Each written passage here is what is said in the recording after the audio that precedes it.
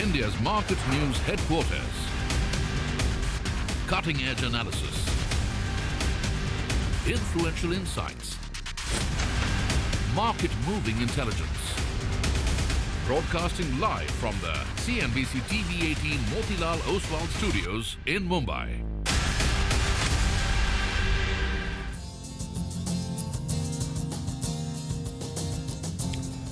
Good morning. You're with us here on a fresh new edition of Bazaar Morning Call. It's a Friday morning here, and we're coming to you live as always from the CNBC TV 18 Motilal Oswal studios.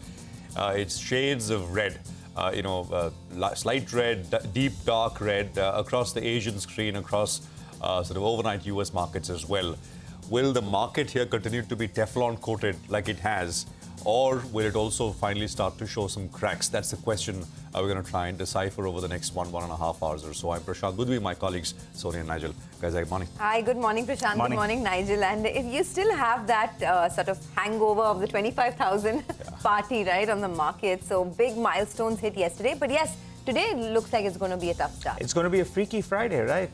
Because the global markets, all of them down. And let's see whether or not the real bull will show up here, because that's been the case. That has been the case. And, we've been saying that sentiment across the world has started to crack, except here. So I think today, in that sense, becomes a bit of a test whether that can continue in a similar kind of fashion, right? Or will we need to acknowledge at least what's happening around the world as well? So let's just begin with what happened last night, because I think that's essentially the most relevant point. US markets, complete reversal of what we saw on Wednesday. I mean, Wednesday, after the Fed decision day, basically, the Nasdaq ended about 3% higher, and the S&P was up 1.5%. Take a look at the reversals. And the Russell 2000, the small cap index, that was down about 3.25% as well. So this is, the change from last night. This is what most of Asia is reacting to, what is trading right now. Now, what caused this is the sharp deterioration in US labor market data. Now, and this came out, this was the first data point which came. So if you look at the ISM data, the employment subcomponent, this is ISM manufacturing, the employment component fell to 43.3. It fell some almost 6 handles. It's down to 2020 lows. And that is worrying. That is a sharp contraction. And by the way, before 2020, guess when was the low? That was 2009. So both are kind of, points in time when the economy is cratered and there was markets were looking very, very precarious as well. And that is the reason why markets sort of stood up and took notice of this more than anything else. Now, US initial jobless claims data also came. This was after, and that was also much higher than expected at almost about 250,000. The big monthly jobs data will come out tonight. So the data hits us right around the time US markets will start to trade. And because we've had such weak labor market data, I think US markets and global markets will pay particular attention to this. Markets have responded, right? Yields are down below 4% now. So 3.97 after the 6 basis point fall last night. Dollar index actually firmed up a little bit to about 104.34. It was looking like it would go below 104. But the point is, yields falling essentially, and the way it fell it's on the back of the worries that maybe the consensus, which is that we will see a very nice soft landing in the US, may not be all that given. Things can change over the next couple of months, and data will give us more. So that's the reason why risk aversion led dollar index higher. So that's essentially what happened. Now, oil prices, they'd seen about a 3% pop on geopolitical concerns. They fell back a little bit, about $80, so not very much happening there. Which brings us to the overall picture as far as the Indian scene is concerned. Now, we yesterday managed to close above the 25,000 level. Not a very convincing close, marginally above, 10 points above the 25,000 level, but it was a close nevertheless. We got to look at supports first. The 40-hourly exponential is about 24,846. It'll be lovely if the market kind of goes down to those levels. From there, there is some buying which starts to emerge. And I think that's the most relevant, 150 odd points away from where we left off. That's the most relevant support. The 20-day, of course, is way below, which is at about 24,567. About 24,600 is around where the next support levels comes in. Now, Bank Nifty, by the way, the Nifty Bank has spent all of the last 4 days 3 days within Monday's trading band, within between Monday's high and Monday's low. In that sense, I mean, the immediate levels become the high and the low for Monday. So 51,186 is the low on Monday. That becomes, I mean, the first level for the Nifty Bank, which is important.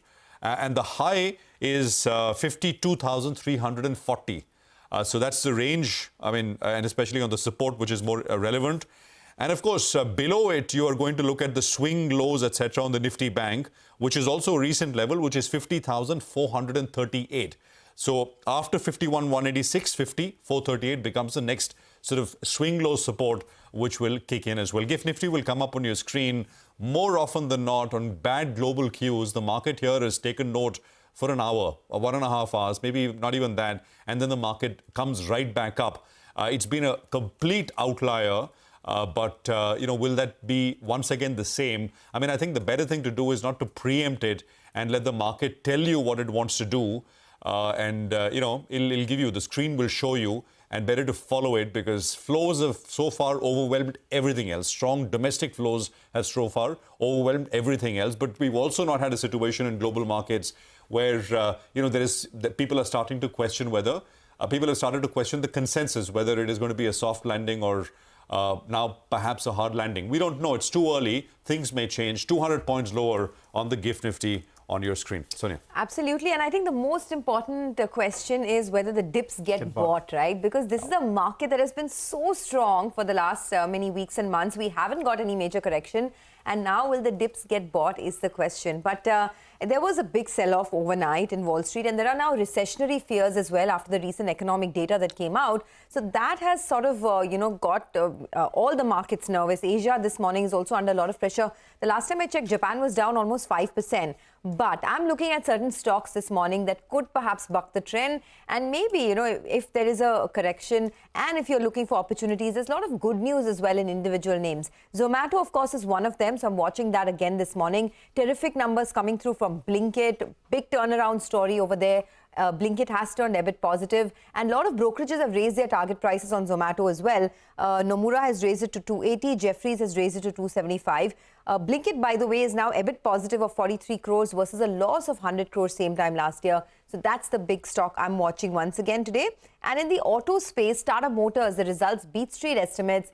Brokerages have raised their target prices on the stock as well. The board has approved the demerger of the passenger cars and the CV business. But more importantly, the commentary that Tata Motors gave out was a bit on the weaker side. They said that there are some headwinds in China and Europe. Just keep that in mind. But otherwise, good set of numbers coming through. The other auto companies that came out with their sales numbers have disappointed. So both Royal Enfield and Hero Moto have shown a degrowth in sales, indications that the two-wheeler space is slightly under pressure. So you'd want to keep that in mind. And Ola, the IPO opens today. We have spoken ad nauseum about the kind of risks that there is, the kind of positives that Ola sees. But this is India's largest electric two-wheeler manufacturer that will be hitting the Lal Street. This is going to assume quite a bit of interest as well. But getting back to the markets, looks like it's going to be a tough start. Well, it's going to be a test for the bulls in today's trading session because the Asian markets are under pressure. You have the US markets as well that ended sharply lower. So let's see whether or not the bulls, they can fight back. And that's been really the case. You've been seeing that buy on dips. So today, that's going to be tested.